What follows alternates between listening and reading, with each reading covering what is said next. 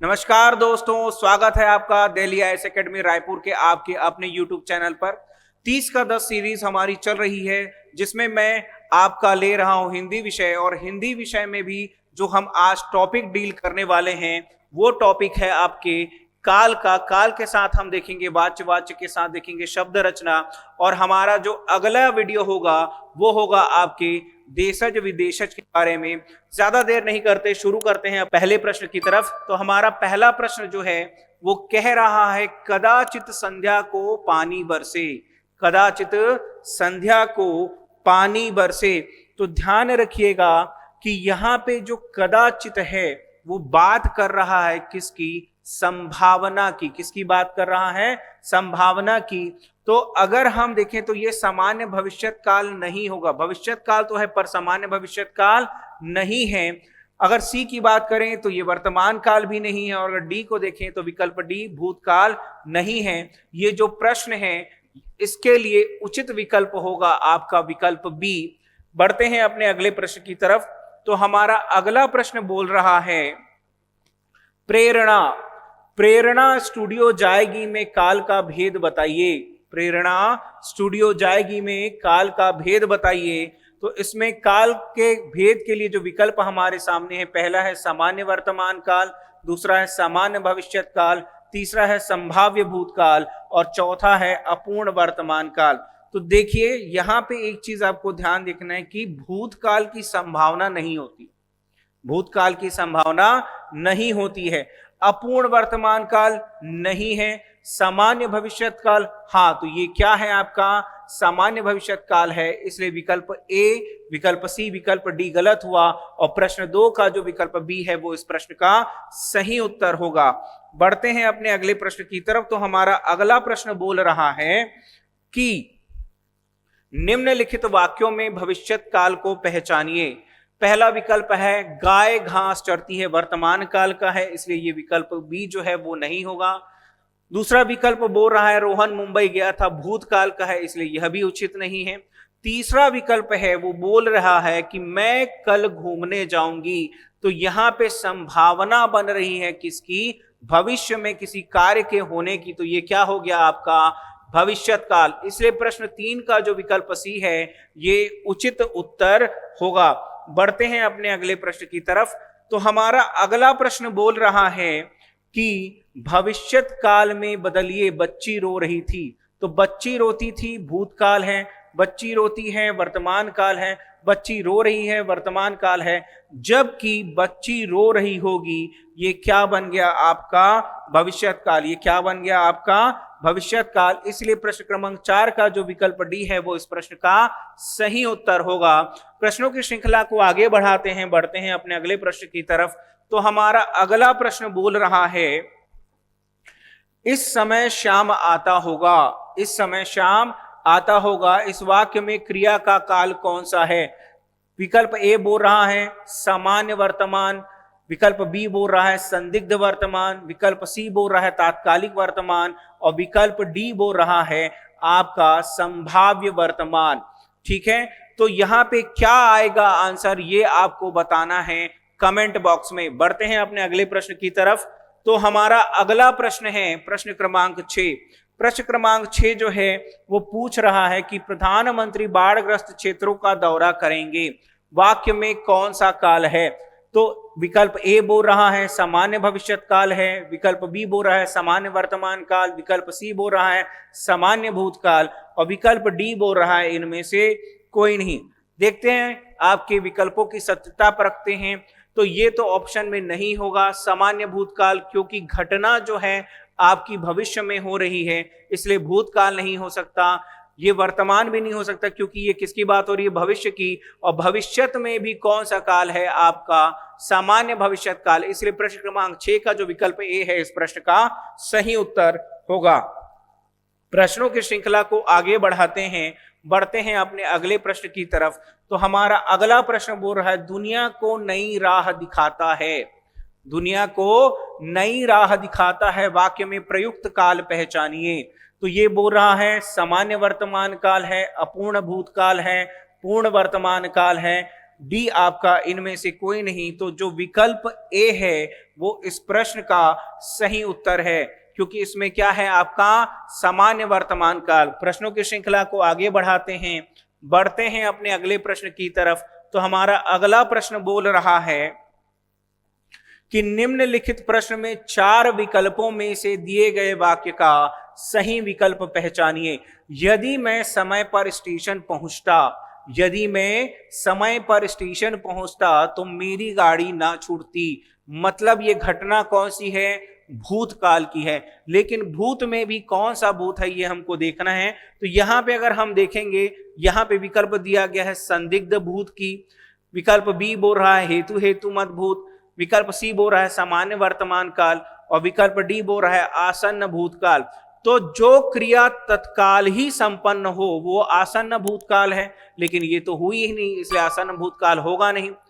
जो हो चुकी है या फिर चल रही है उसके लिए आपका सामान्य वर्तमान काल है, तो ये भी नहीं आएगा। संदिग्ध, संदेह नहीं है इसमें, इसलिए संदिग्ध भूतकाल भी नहीं होगा। क्या होगा आपका? हेतु मत भूतकाल। जब एक क्रिया के होने पर कोई दूसरी क्रिया प्रारंभ हो, मतलब अगर वो होती तो कोई दूसरी क्रिया प्रारंभ होती, तो दूसरे क्रिया का होना किसके ऊपर निर्भर कर रहा है? पहले क्रिया के ऊपर। तो वहां पे जानिएगा कौन सा होगा? हेतु मत भूतकाल। तो ये आपका होगा विकल्प क्रमांक जो बी है इस प्रश्न का सही उत्तर होगा। बढ़ते हैं अपने अगले प्रश्न की तरफ। तो हमारा अगला प्रश्न बोल रहा है यदि बारिश होती तो सूखा ना पड़ता। यदि बारिश होती तो सूखा ना पड़ता। इस वाक्य में काल का कौन सा रूप है?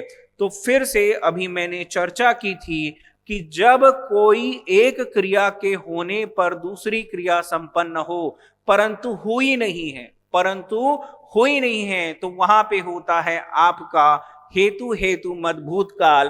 तो आपका विकल्प जो डी है वो गलत हुआ, विकल्प सी है वो भी गलत हुआ, और विकल्प जो बी है वो भी गलत हुआ। सही क्या हुआ आपका? विकल्प ए। इसलिए प्रश्न क्रमांक 9 का जो विकल्प ए है इस प्रश्न का सही उत्तर होगा। बढ़ते हैं अपने अगले प्रश्न की तरफ। तो हमारा अगला प्रश्न बोल रहा है निम्नलिखित वाक्यों में कौन सा संदिग्ध भूतकाल है? निम्नलिखित वाक्यों में कौन सा संदिग्ध भूतकाल है?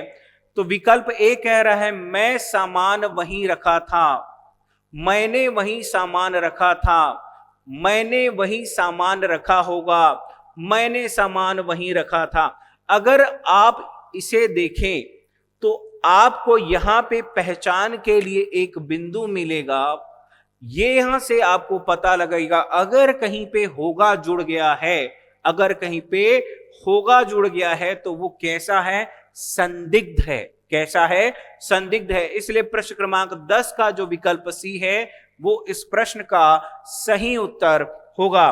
बढ़ते हैं अपने अगले प्रश्न की तरफ। तो हमारा अगला प्रश्न बोलता है 11वां जो प्रश्न है उसको जानने के पहले हम समझते हैं आपके काल के बारे में। तो काल क्या होता है? जब किसी कार्य का कोई एक निश्चित समयावधि कभी घटी हो, घट रही हो या घटने वाली हो, तो उस आधार पर हम काल या समय को 3 रूपों में बांटते हैं। जो बीत चुका वो भूत, जो चल रहा है वो वर्तमान, और जो आने वाला है वो भविष्यत। तो अगर हम हिंदी में काल में देखें तो भूतकाल के आपको 6 प्रकार मिलेंगे। तो भूतकाल के कुल कितने प्रकार हैं? तो यहां से ध्यान रखिएगा, भूतकाल के कुल कितने प्रकार हैं? 6। पहला है सामान्य भूत, मोहन आया, ये सामान्य भूत, ठीक है। फिर आसन भूत, मैंने आम खाया है। देखिए यहां से आपको कंफ्यूज नहीं होना है दिख रहा है, मतलब ये नहीं है कि ये आपका वर्तमान काल। मैंने आम खाया है जो तत्काल ही पूर्ण हुई हो, जो निकट भूत में पूर्ण हुई हो, उसे हम क्या बोलेंगे? आसन्न भूत। फिर आपका है पूर्ण भूत, आया था, ता था, अगर ऐसा आपको दिखे तो वहां पे होगा पूर्ण भूत। फिर चौथा आपका है अपूर्ण भूत, सीता सो रही थी, संदिग्ध भूत। यहां से देखिए होगा, तो यहां से क्या बन गया, ये संदिग्ध। फिर हेतु, हेतु आप बुलाते तो मैं अवश्य आता, आप बुलाते तो मैं अवश्य आता। तो मैंने क्या बताया कि किसी एक क्रिया के पूर्ण होने पे दूसरी क्रिया प्रारंभ होती पर हुई नहीं, ऐसा जब भी हो तो क्या होगा, हेतु हेतु मद भूत। अब देखते हैं हम काल के कुछ और प्रकारों के बारे में चर्चा करेंगे।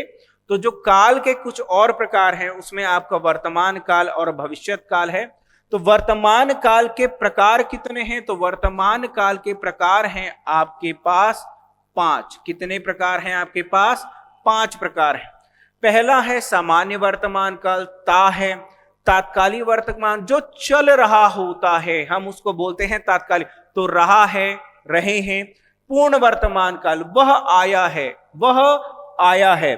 संदिग्ध वर्तमान काल, राम आता, राम खाता होगा, बात नहीं है खा लिया है ये नहीं बोल रहे, होगा, और होगा मतलब क्या हो गया, संदिग्ध। और कैसा संदिग्ध, वर्तमान का संदिग्ध। फिर आपका है संभाव्य, वह आया हो, वह आया हो मतलब क्या है, आना तो था, आया है कि नहीं, आया है कि नहीं हमको नहीं पता। अगर आप यहां पे देखें और इसको देखें तो होगा और हो, अगर हो दिखे तो क्या होगा, संभाव्य, क्या होगा, संभाव्य। और अगर होगा दिखे तो क्या होगा, संदिग्ध, क्या होगा, संदिग्ध। अब बढ़ते हैं अपन भविष्यत काल की तरफ। तो भविष्यत काल के 3 प्रकार, कितने प्रकार, 3 प्रकार, सामान्य भविष्य, संभाव्य भविष्य, हेतु हेतु मद भविष्य, हेतु हेतु मद भविष्य। मैं पढ़ूंगा, सामान्य है। संभाव्य भविष्य, लगता है राम कल आएगा, संभावना है, गा जुड़ गया है मतलब क्या हो रही है, संभावना की बात हो रही है। हेतु हेतु मद भविष्य, यह कमाए तो खाए, मतलब फिर से जो भविष्य में क्रिया होनी है वो दूसरे पहले क्रिया के ऊपर निर्भर करे। दूसरी क्रिया किसके ऊपर करी है, पहले, लेकिन कब होनी है, भविष्य में, इसलिए क्या बना, हेतु हेतु मद भविष्य। अब प्रश्नों की श्रृंखला को जारी रखते हुए बढ़ते हैं अपने प्रश्न क्रमांक 11 की तरफ। मुझसे उठा नहीं गया, लाचारी बता रहा, नहीं उठा गया, क्या बता रहे भैया, लाचारी, आलसी आदमी है। कैसा आदमी है, आलसी आदमी है। अब यहां पे देखना है कि इसमें वाच्य कौन है, तो वाच्य क्या है, वाच्य क्या है, क्रिया के रूपांतरण को, क्रिया के रूपांतरण को क्या कहते हैं, वाच्य कहते हैं। तो क्रिया का रूपांतरण क्या कहलाएगा, वाच्य, क्या कहलाएगा, वाच्य कहलाएगा। और प्रधानता के आधार पर, चाहे वो कर्म की हो, चाहे वो कर्ता की हो, चाहे वो भाव की हो, आपके वाच्य कितने प्रकार के, 3 प्रकार के। कितने प्रकार के, 3 प्रकार के। तो पहला विकल्प कह रहा है कर्तृवाच्य, दूसरा कह रहा है कर्मवाच्य, और तीसरा कह रहा है भाववाच्य। यहां पे दिख रहा है नहीं कर पा रहा है, मतलब भाव असमर्थता का है, इसलिए इसमें क्या हुआ आपका भाववाच्य। इसलिए प्रश्न क्रमांक 11 का जो विकल्प सी है वो सही उत्तर होगा। बढ़ते हैं अपने अगले प्रश्न की तरफ। तो हमारा अगला प्रश्न कह रहा है उससे बैठा नहीं जाता, फिर से असमर्थता है, उससे बैठा नहीं जाता है। तो अभी मैंने बताया जहां पे भी आपको असमर्थता का भाव प्रतीत हो और उसके लिए क्या जुड़ा है उसमें, उसके लिए ध्यान रखिएगा। यहां पे देखिए क्या लगा हुआ है, नहीं, क्या लगा हुआ है, नहीं।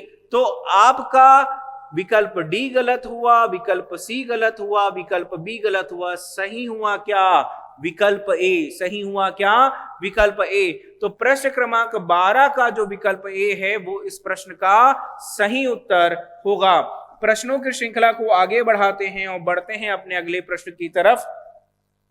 तो हमारा अगला प्रश्न बोल रहा है किस वाच्य में क्रियाएं सदैव, किस वाच्य में क्रियाएं सदैव कैसी होती हैं, एक वचन पुल्लिंग या अन्य पुरुष में होती है, एक वचन पुल्लिंग या अन्य पुरुष में होती है। तो ध्यान रखिएगा ये जितनी भी शर्तें हैं ये शर्तें हैं किसके लिए? आपके भाववाच्य के लिए।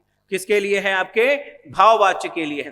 तो प्रश्न क्रमांक 13 का जो विकल्प डी है, विकल्प आपका, सॉरी यहां पे विकल्प गलत लिखा गया है, तो विकल्प डी, विकल्प सी आपके गलत हुए, विकल्प ए भी गलत हुआ। सही क्या हुआ? विकल्प बी। बढ़ते हैं अपने अगले प्रश्न की तरफ।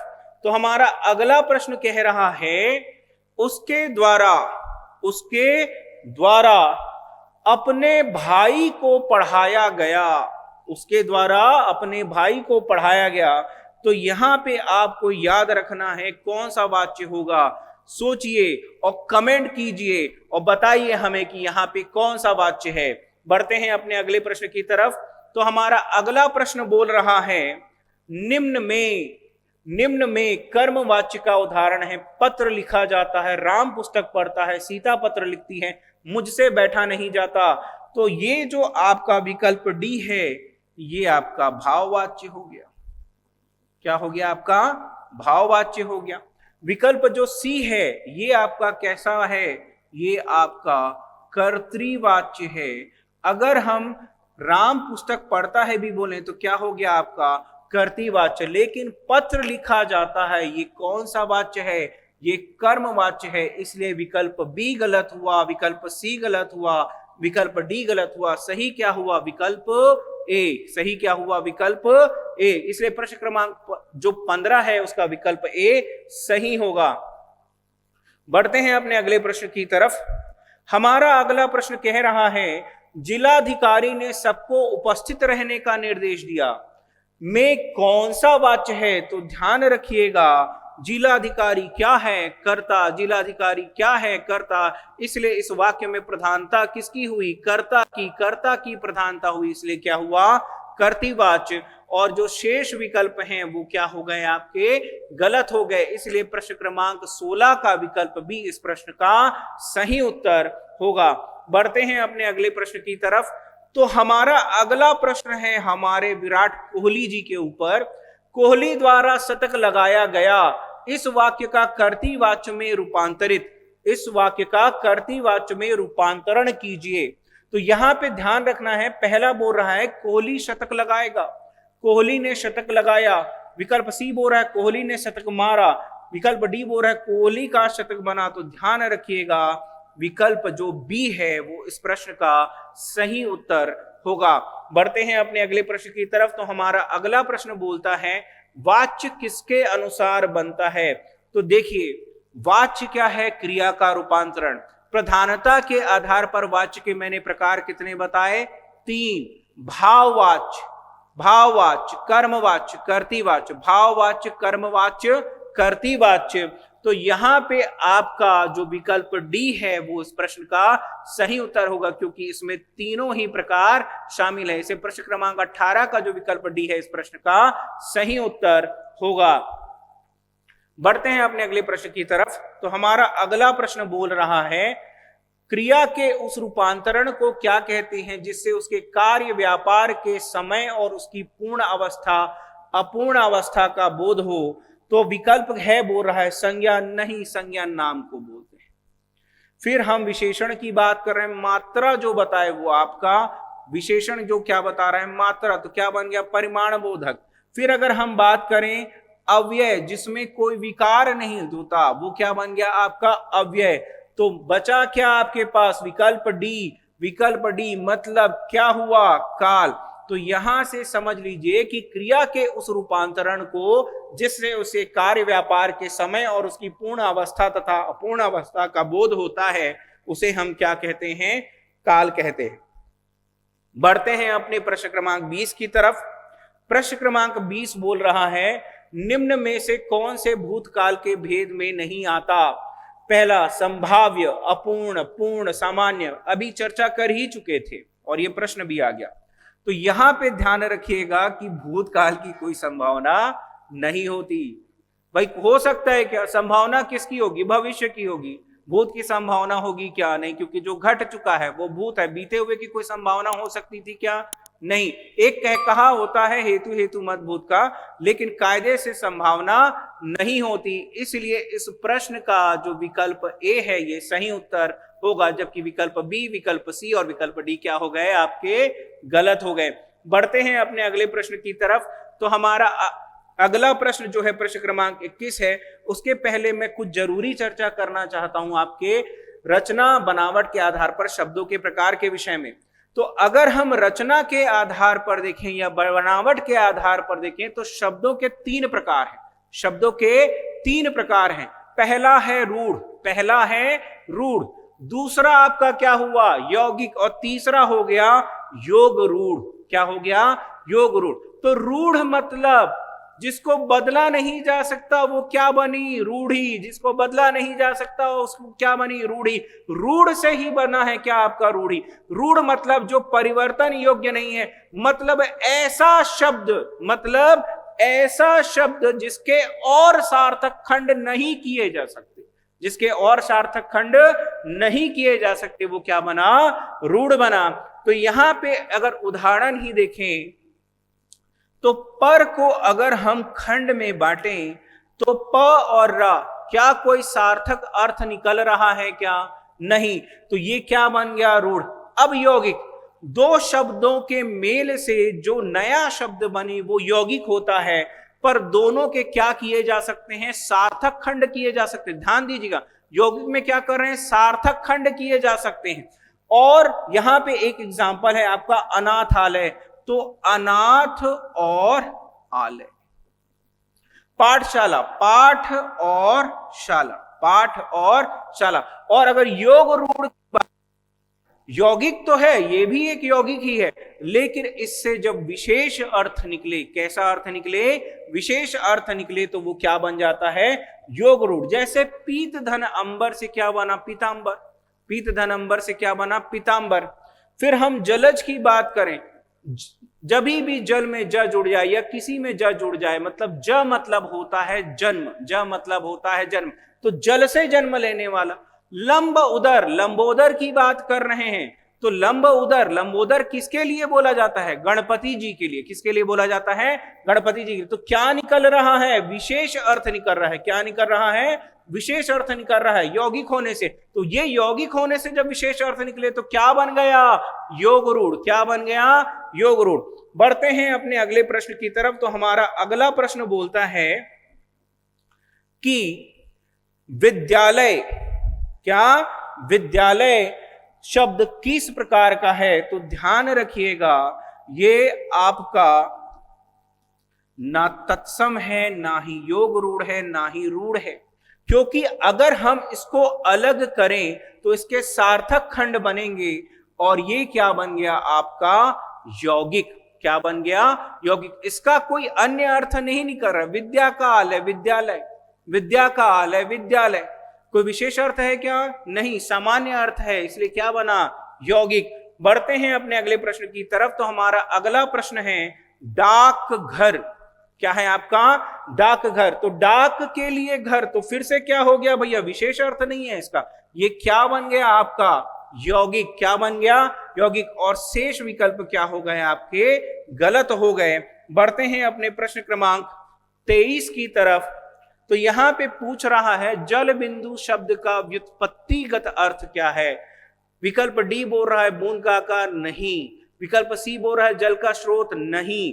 विकल्प बी बोल रहा है पानी की नदी, नहीं। विकल्प जो ए है वो बोल रहा है पानी की एक बूंद। तो ये आपका उचित विकल्प है, इसलिए प्रश्न क्रमांक 23 का जो विकल्प ए है इस प्रश्न का सही उत्तर होगा। बढ़ते हैं अपने अगले प्रश्न की तरफ। तो हमारा अगला प्रश्न बोल रहा है चक्रव्यूह शब्द की व्युत्पत्तिगत विश्लेषण करे। चक्रव्यूह योग रूढ़ है क्या, चक्रव्यूह यौगिक है क्या, चक्र केवल रूढ़ है क्या, चक्र का मार्ग तत्सम। तो यहां पे आप मुझे कमेंट में बताएंगे कि चक्रव्यूह कैसा शब्द है। बढ़ते हैं अपने अगले प्रश्न की तरफ। तो हमारा अगला प्रश्न बोल रहा है अध्यापक। अध्यापक, अध्यापक शब्द का व्युत्पत्तिगत अर्थ क्या है। पढ़ाने वाला, ज्ञान लेने वाला, अध्ययन करने वाला, शिक्षा लेने वाला। तो भाई नीचे के जो तीनों आपके विकल्प हैं वो इंगित कर रहे हैं छात्र की ओर। किसके ओर? छात्र की ओर। तो ये तीनों विकल्प क्या हुए? गलत हुए। सही क्या हुआ आपका?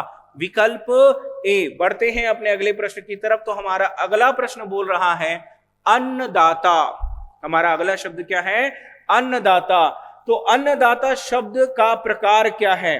तो ये आपके राजा के लिए भी प्रयुक्त होता है, ये आपके प्रयुक्त होता है किसान के लिए भी प्रयुक्त होता है, और जमींदार के लिए भी इसका प्रयोग किया जाता है। मतलब इसका क्या है? सामान्य से हटकर एक अलग अर्थ है, विशेष अर्थ है। तो ये यौगिक नहीं होगा, ये आपका तत्सम नहीं होगा, ये आपका ये आपका जो है रूढ़ नहीं होगा। क्या होगा? आपका योग रूढ़। इसलिए प्रश्न क्रमांक 26 का जो विकल्प बी है इस प्रश्न का सही उत्तर होगा। बढ़ते हैं अपने अगले प्रश्न की तरफ। तो अगला प्रश्न बोलता है बच्चा गया इस वाक्य में प्रयुक्त काल को पहचाने। सामान्य भूतकाल, पूर्ण भूतकाल, भविष्यत काल, सामान्य वर्तमान काल। तो इसके लिए आपका जो डी है, सी है और बी है, ये तीनों क्या हो गए? गलत। सही क्या है? सामान्य भूतकाल। सही क्या है? सामान्य भूतकाल। बढ़ते हैं अपने अगले प्रश्न की तरफ। हमारा अगला प्रश्न बोल रहा है भूतकाल के कितने विकल्प हैं या कितने भेद हैं? तो ध्यान रखिएगा, भूतकाल के अभी हमने देखा था, बताइए कितने हैं? 6। कितने हैं? 6। इसलिए विकल्प ए गलत हुआ, विकल्प सी गलत हुआ, विकल्प डी गलत हुआ। सही हुआ तो क्या? विकल्प बी। बढ़ते हैं अपने अगले प्रश्न की तरफ। तो हमारा अगला प्रश्न बोल रहा है ग्राम देवता। ग्राम देवता शब्द का वर्गीकरण करें। सामान्य अर्थ है लेकिन दो शब्दों से बना है, ग्राम और देवता। ग्राम और देवता, ग्राम और देवता। तो यहां पे ग्राम, यहां पे देवता, दो मिल रहे हैं, इसलिए क्या बना? यौगिक। विशेष अर्थ नहीं निकल, इसलिए क्या बन गया? यौगिक। इसलिए प्रश्न क्रमांक 29 का जो विकल्प बी है वो इस प्रश्न का सही उत्तर होगा। बढ़ते हैं अपने अगले प्रश्न की तरफ। हमारा अगला प्रश्न कह रहा है निम्न में से कौन सा शब्द रूढ़ शब्द है? निम्न में से कौन सा शब्द रूढ़ शब्द है? तो मैंने आपको बताया था कि जब किसी शब्द का कोई सार्थक खंड ना हो, उसका कोई अर्थ ना निकले, तो वो क्या बन जाता है? रूढ़ बन जाता है। अगर मैं बोलूं गृह कार्य, तो फिर से ये गृह और कार्य से बना है, ये बना है पुस्तक और आलय से, ये बना है जल और पान से।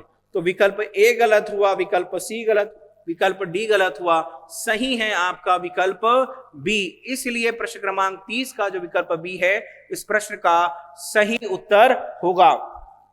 इसी प्रकार के अन्य प्रश्नों के लिए, अन्य टॉपिक की तैयारी के लिए जुड़े रहिए हमारे दिल्ली आईएएस एकेडमी रायपुर के आपके अपने यूट्यूब चैनल से। अगर इस पीडीएफ की आप प्राप्ति करना चाहते हैं तो जुड़िए हमारे टेलीग्राम समूह से, जिसका लिंक डिस्क्रिप्शन में दिया हुआ है। अगर आपको ये वीडियो पसंद आया तो प्लीज लाइक करें, शेयर करें, सब्सक्राइब करें, कमेंट करें। आपका दिन मंगलमय हो। बहुत बहुत धन्यवाद सबको। राम राम।